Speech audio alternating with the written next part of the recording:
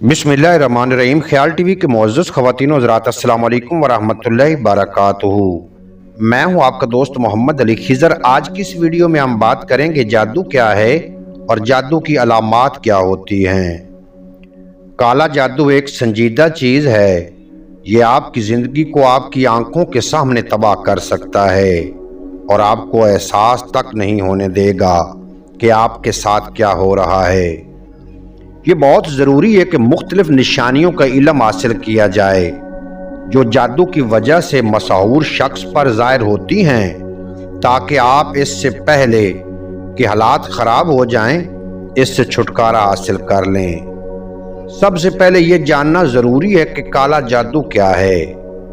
काला जादू इस दुनिया में मुख्तलिफ कामों या चीज़ों के असूल के लिए जिन्नात के इस्तेमाल का नाम है।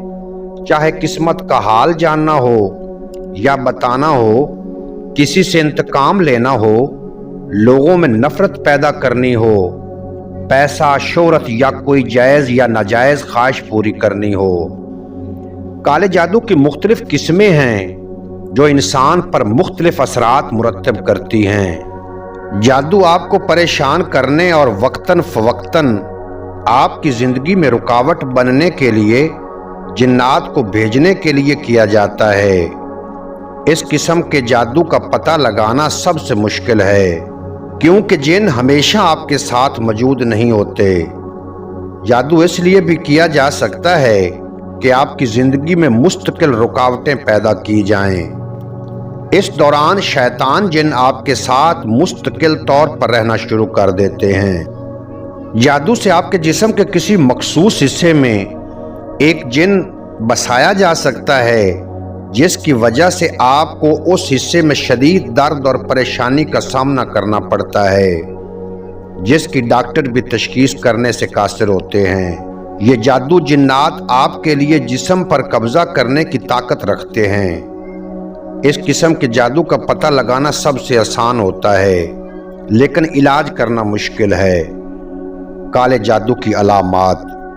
नंबर 1, कुरान की तिलावत या अजान मसूर ज़दा शख्स की तरफ से रद्द अमल का बायस बनती है।